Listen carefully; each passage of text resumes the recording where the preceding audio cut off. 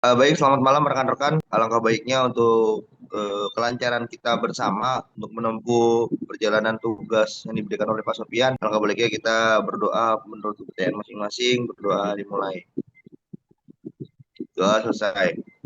Nah, baik, perkenalkan nama saya Torik Akbar Karisma dan di sini ada 3 orang dalam satu kelompok. Ada Mbak Iren, ada Mbak Yuki Rizky, dan ada saya sendiri. Kelompok kami akan memaparkan soal bagaimana pendirian bisnis ini baru dan pengembangan perluasan bisnis. Baik, itu dari slide pertama. Di sini saya akan juga memaparkan ada beberapa segmen yang memang nanti akan dipaparkan oleh saya dan rekan-rekan saya.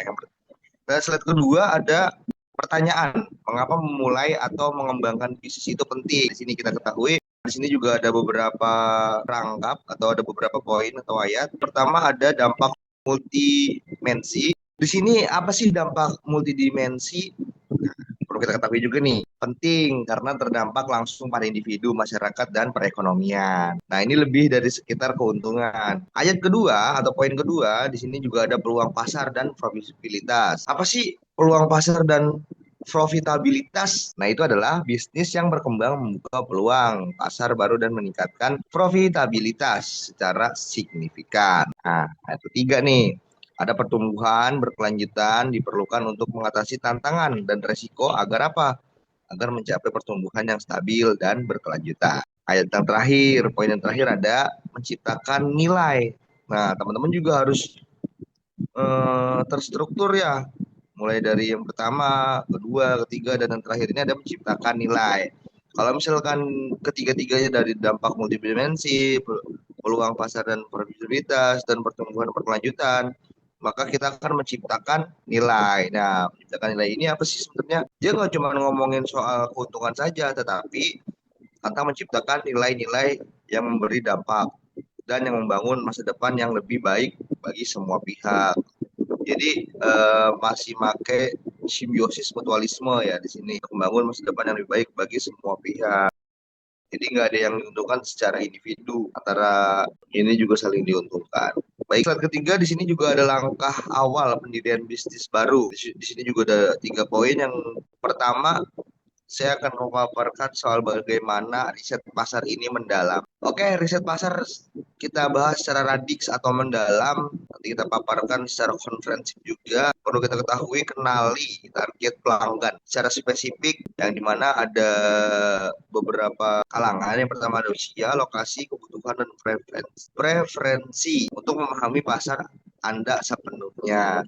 Nah, kalau misalkan kita mau kenal target peluang secara spesifik, nah, kita harus tahu nih usianya, lokasinya, kebutuhannya, preferensinya. Untuk apa sih sebenarnya? Untuk memahami pasar Anda sepenuhnya. Kalau misalnya kita tidak menguasai target kita ya, atau apa namanya, target pelanggan secara spesifik, maka nanti akan terdampak pada kompetitor gitu. Nah, makanya di poin kedua ada analisis kompetitor. Nah, ini perlu kita pelajari juga soal kekuatan dan kelemahan pesaing utama, identifikasi celah pasar, dan temukan keunggulan kompetitif Anda. Yang terakhir nih, ada penyusunan rencana bisnis. Buat rencana bisnis yang jelas dan terukur secara dan sebagai peta jalan strategis untuk mencapai tujuan bisnis Anda.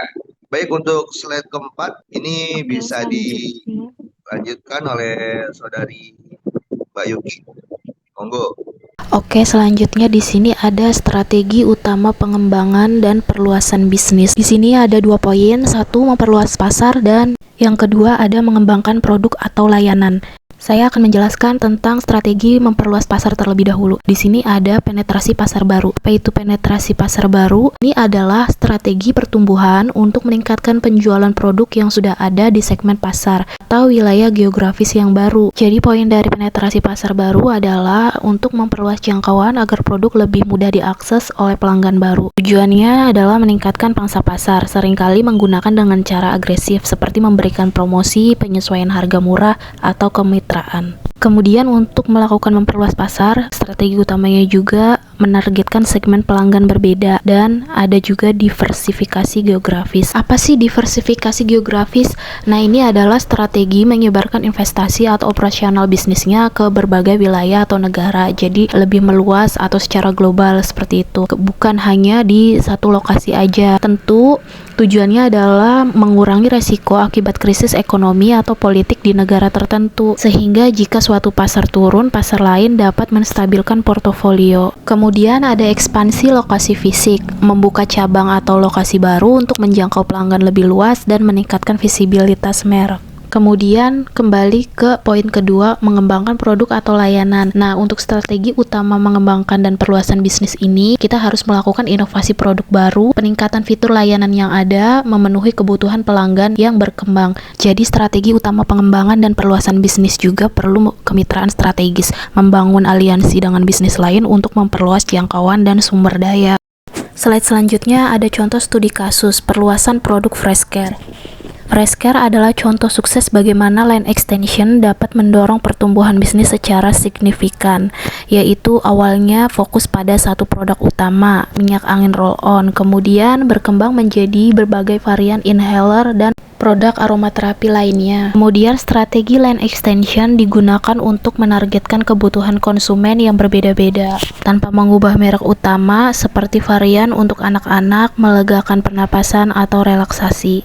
Hasilnya adalah pertumbuhan nilai pesanan rata-rata yang signifikan dan jangkauan pasar yang lebih luas. Next, selanjutnya ada persiapan finansial dan operasional untuk ekspansi. Nah, ini poinnya ada 4. 1. Proyeksi keuangan realistis, yaitu buat proyeksi keuangan yang akurat untuk mengestimasi biaya ekspansi, pendapatan potensial, dan titik impas. Yang kedua ada sumber pendanaan. Pastikan modal yang cukup tersedia atau cari sumber pendanaan tambahan melalui investor atau pinjam bank atau crowdfunding. Terus yang ketiga sistem operasional scalable. Bangun sistem operasional yang efisien dan dapat diskalakan untuk menopang pertumbuhan bisnis yang pesat. Yang keempat, tim yang adaptif. Siapkan dan latih tim Anda agar siap menghadapi perubahan, tantangan baru, dan peningkatan volume kerja.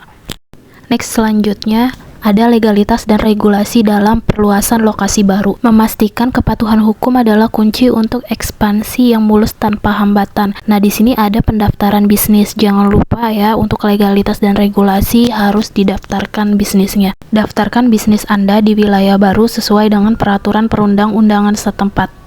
Kemudian ada perizinan dan lisensi. Urus semua perizinan, lisensi, dan sertifikasi yang diperlukan agar operasional bisnis legal. Poin ini juga sangat penting. Kewajiban pajak. Penuhi semua kewajiban pajak di lokasi baru, termasuk pajak daerah dan federal.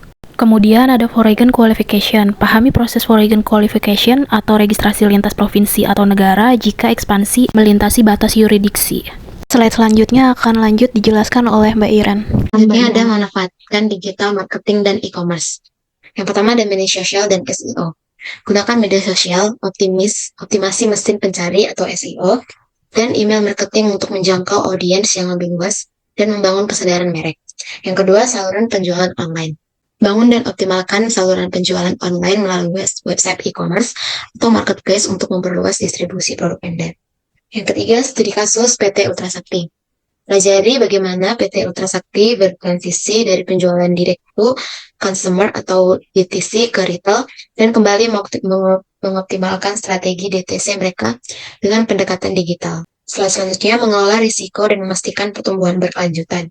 Yang pertama, mitigasi risiko terukur, identifikasi potensi risiko, dan disiapkan strategi mitigasi yang terukur untuk meminimalkan dampak negatifnya. Kedua, diversifikasi pendapatan. Diversifikasi sumber pendapatan untuk mengurangi ketergantungan pada satu produk atau layanan tunggal. Dan ada investasi SDM dan budaya. Investasi pada sumber daya manusia dan dikembangkan budaya perusahaan yang positif untuk mendukung inovasi dan loyalitas. Pertumbuhan berkelanjutan membutuhkan keseimbangan antara inovasi, manajemen risiko, dan pembangunan internal yang kuat. Kesimpulan, kunci sukses memulai dan mengembangkan bisnis. Yang pertama, riset dan analisis. Riset pasar mendalam dan analisis kompetitor adalah fondasi untuk setiap langkah bisnis. Yang kedua, strategi tepat. Mulailah dengan strategi yang tepat untuk membangun masa depan bisnis yang sistematis dan kokoh. Yang ketiga, rencana fleksibel.